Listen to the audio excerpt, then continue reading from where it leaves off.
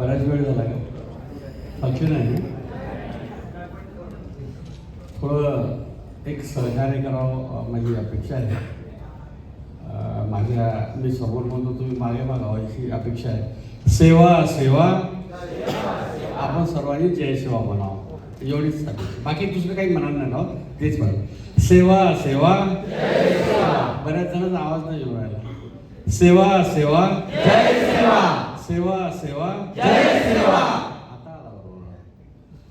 तर या निमित्तानं कला संगम च्या माध्यमातून आयोजित कौटुंबिक संवाद आणि हितगुजाच्या माध्यमातून व्यासपीठावर उपस्थित असलेले आमचे दोन्ही बंधू, अतिशय मोलाचा आणि सिंहाचा वाटा असलेले समोरचे बसलेले सर्व माझे बंधू भगिनी, मुलं मुली, भगवान बिरसा मुंडा या जनजाती गौरव वर्षामध्ये क्रांतिसूर्य भगवान बिरसा मुंडांनी केलेलं काम, त्यांचा झालेला सन्मान, त्यांचा झालेला गौरव, या आदिवासी विभागाचा, आदिवासी विकास विभागाचा मंत्री म्हणून मी जबाबदारी स्वीकारल्यानंतर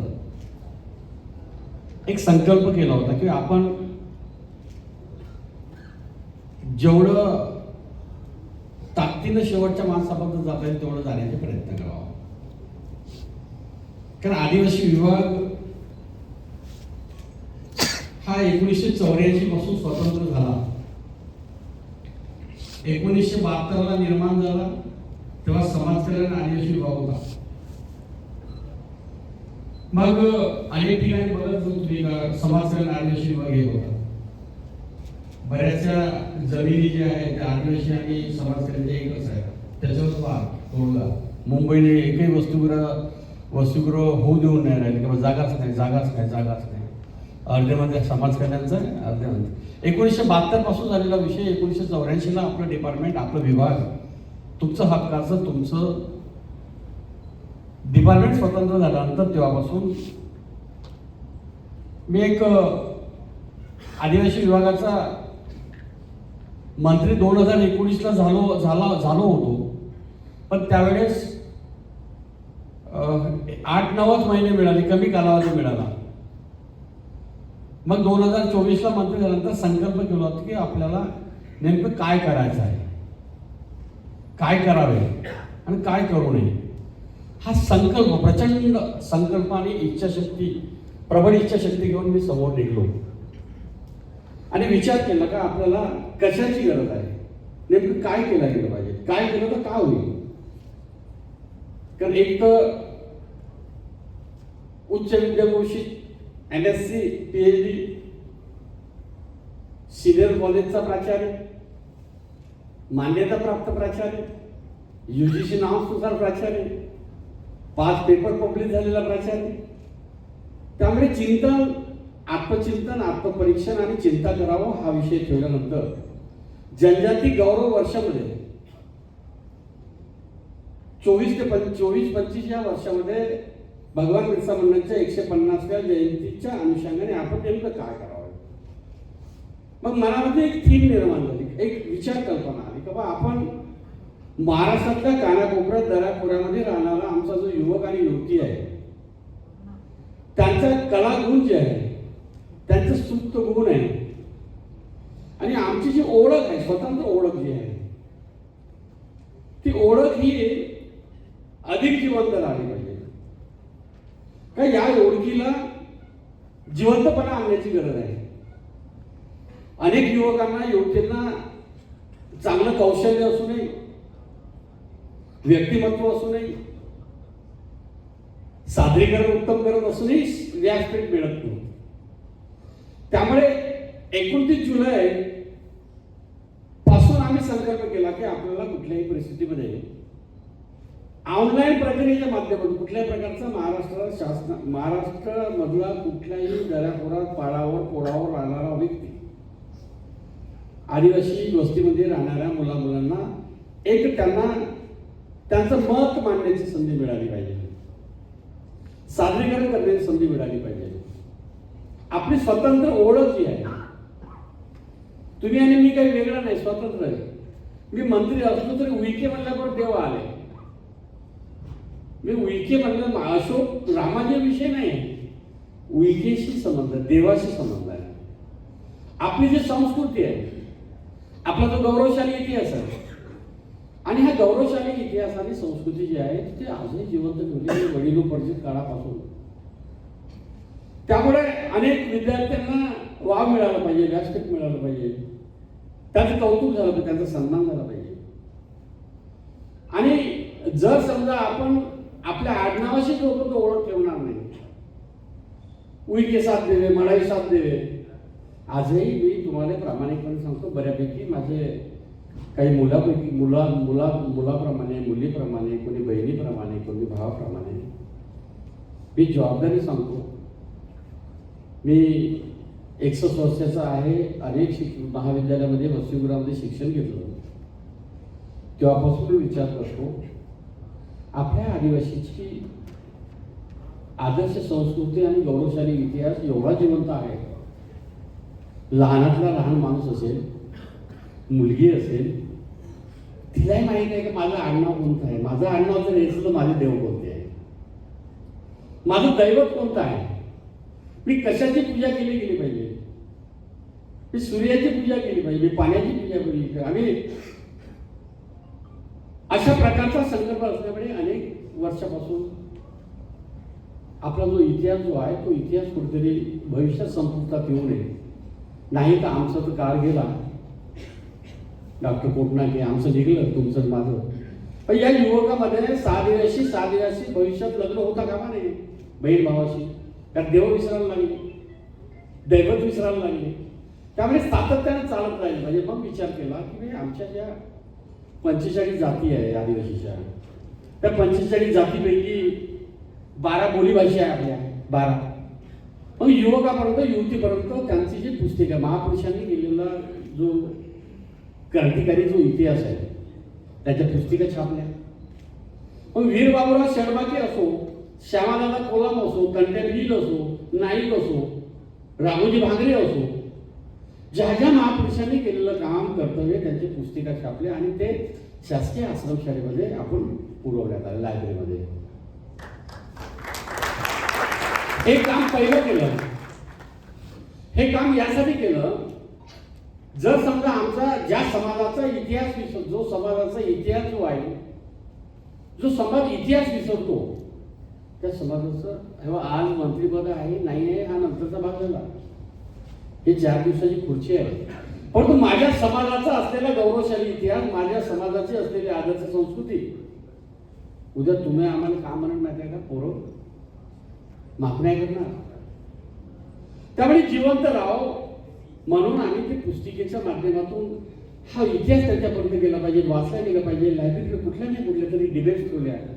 अनेक 490 शासकीय आश्रमशाळा आहे, 490 शासकीय आश्रमशाळा आहे, 515 वसतिगृह आहेत, मुलामुलींची वसतिगृह, अनुदानित आश्रमशाळा आहे. असे अंदाजे 5 ते 5 लाख विद्यार्थी आपले वेगवेगळ्या याच्यातून शिक्षण घेतात. त्यांच्यापर्यंत आपला इतिहास पोहोचला पाहिजे, महापुरुषांचे नाव पोहोचले पाहिजे, हा एक विषय केला.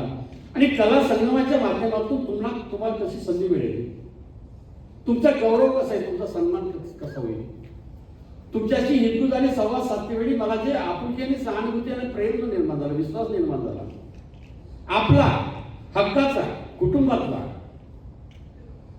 ज्या ठिकाणी आपुलकी निर्माण होते, सन्मान निर्माण होते, भावना निर्माण होते आपली.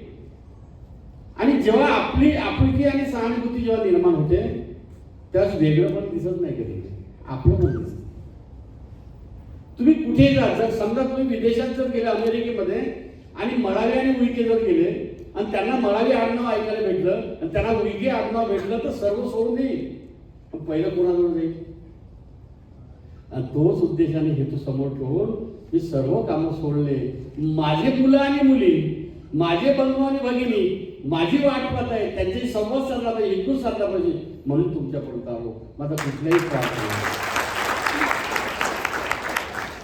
मला कुठलाही स्वार्थ नाही, कुठलाही हेतू नाही, कुठलीही अपेक्षा नाही.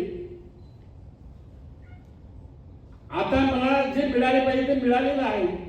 परंतु माझी पिढी माझ्यासारख्या सुशिक्षित माणसानं, माझ्यासारख्या उच्च विद्यापीठ MSc PhD असलेल्या सिनियर कॉलेजच्या वरिष्ठ महाविद्यालयामध्ये काम करणाऱ्या जर व्यक्तीनं जर लक्ष केलं नाही, संशोधन केलं नाही, दिशा ठरवलेली नाही, तर काही हातात मिळणार नाही. त्यामुळे तुम्हाला भेटल्यानंतर तुम्ही सर्वसामान्य नाही आहे. तुमची कला, तुमची कल्पकता, तुमची बुद्धिमत्ता, तुमची मांडणी, तुमचं लेखणी, तुमचं सादरीकरण सिंगल असं का डबल असो हे वेगळं आहे. तुमचं व्यासपीठ वेगळं आहे. त्यामुळे माझ्या मुलांना, मुलींना, माझ्या बहिणी भावांना भेटावं, त्यांची संवाद साधावं, हिंदू साधावं. मी मार्गदर्शन करायला बिलकुल आलो नाही.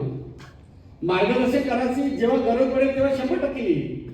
परंतु आज तुमच्याशी फक्त हेतू साधला गेला पाहिजे, चर्चा केली पाहिजे, तुमच्याशी संवाद साधला पाहिजे. हे मन घेऊन आलो. कारण समोर बसलेल्याने मी तुमचं आणि माझं जोपर्यंत मन जोडणार नाही, तुमचं आणि माझं मन जोपर्यंत जोडणार नाही, तुमची आणि माझी मानसिकता एक जोपर्यंत होत नाही, तुमची आणि माझी जोपर्यंत आपुलकी निर्माण होणार नाही, तुमची आणि माझी सहानुभूती निर्माण होणार नाही. मित्रो, अनेक वर्ष 1984 पासून तर आजपर्यंत कितीतरी वर्ष झाले अजूनही वृत्तपत्राने आपल्या लोकप्रिय वेगवेगळ्या माध्यमाच्या माध्यमातून बातम्या येते. कशा? वसतिगृह नाही आहे, शासकीय आश्रमशाळेमध्ये नाही आहे, येते का नाही? पण याच्यात चिंता करायची गरज आहे. हे चिंतन आणि चिंता करायसाठी तुमच्यापर्यंत आलो. मित्र, येणाऱ्या काळामध्ये मी एकटाच आता मंत्री झालो म्हणजे मी पहिला मंत्री आहे का 1984 पासून. परंतु मी कोणाला दोष न देता, दोष देणारा माणूस नाही मी.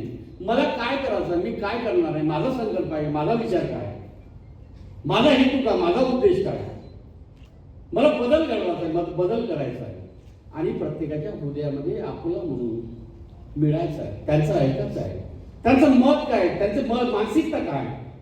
जोपर्यंत तुमचं मत निर्माण होणार नाही, माझं मत निर्माण होणार नाही, परंतु तोपर्यंत दिशा ठरणार नाही.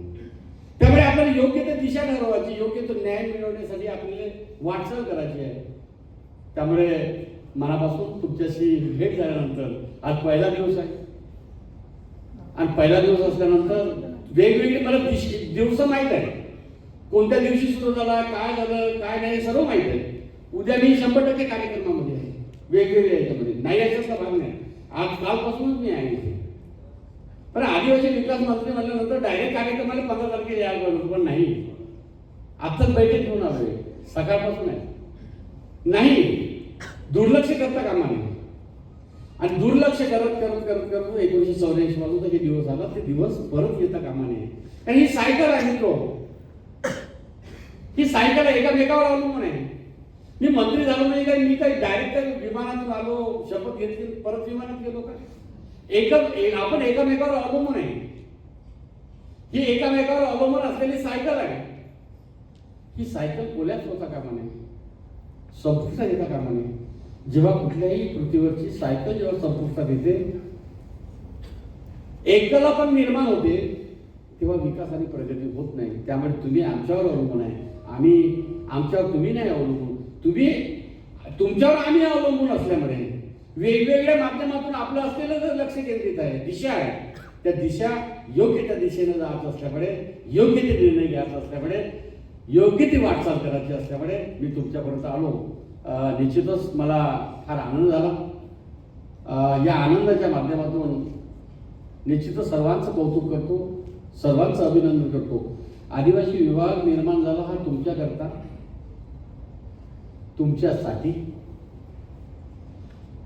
जर कदाचित माझ्याकडून काही जर चूक झाली तर तुमचा भाऊ म्हणून, तुमचा कुटुंबाचा सदस्य म्हणून असं एखाद्या ठिकाणी मला बोलवा आणि सांगा, सर आपल्याला हे करावं लागेल, हे चुकलं आहे. तुम्ही आणि मी मिळून जोपर्यंत आपण आहोत, आम्ही आहे, आम्ही जोपर्यंत असं निर्माण होणार नाही, मानसिकता निर्माण होणार नाही, मी आणि तू जोपर्यंत राहील, आतापर्यंत 84 पासून तर आता मी आणि तू, मी आणि तू, मी आणि तू करत करत करत गॅप, कम्युनिकेशन गॅप झालेला आहे. आणि कुठल्याही याच्यामध्ये कम्युनिकेशन गॅप निर्माण होतो, तिथं विकास होत नाही, तिथं परिवर्तन होत नाही, तिथं माणुसकी नाही, तिथं आपुलकी नाही, तिथं सहानुभूती राहत नसते. त्यामुळे हात जोडून विनंती करायला आलो, तुम्ही मी कितीही मोठा असलो, मी किती कोणत्याही पदावर गेलो तरी माझा समाज माझ्यासाठी मोठा आहे. माझा समाज आहे म्हणून मी आहे. समाज जर नसता तर अशी गोष्टी कदाचित दिसला नसता. भावना घेऊन मी तुमच्यापर्यंत आलो. म्हणून मी हात जोडून सर्वांना एक नम्र, मी मोठा आहे म्हणून तुम्ही कसे का म्हणता बा आम्हाला हात जोडून? तुमची गरज आहे, तुमची गरज आहे. तुम्ही दिशा देणारे आहे, तुम्ही वेगळी वाटचाल करणारे, परिवर्तन करणारे आहे, बदल घडवणारे आहे. म्हणून आपण तुम्ही आणि मी मिळून आपण एक होऊन आम्ही आपण आमचा एक आहो असा आपल्याला बदल घडवायचा असल्यामुळे परिवर्तन करायचं असतं. म्हणून चला आपण सर्व मिळून बदल घडवूया अशाच संकल्पने तुमच्याकडून आणू. मनापासून धन्यवाद देतो, मनापासून शुभेच्छा देतो, मनापासून तुमच्या मी 100% तन्मनाने पाठीशी राहतो. अशा प्रकारचे शब्द देऊन माझे 2 शब्द सांगतो. खूप खूप धन्यवाद. धन्यवाद सर.